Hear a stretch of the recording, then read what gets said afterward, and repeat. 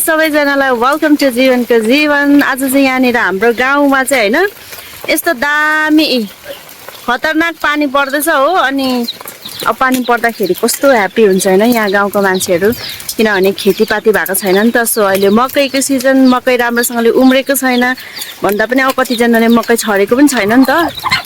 ओइ होय, अनि त्यहाँदेखि अब के अरे पानी दामी पर्यो भने चाहिँ मकै पनि ह्याप्पी हुन्छ अनि हामी सबैजना ह्याप्पी हुन्छु।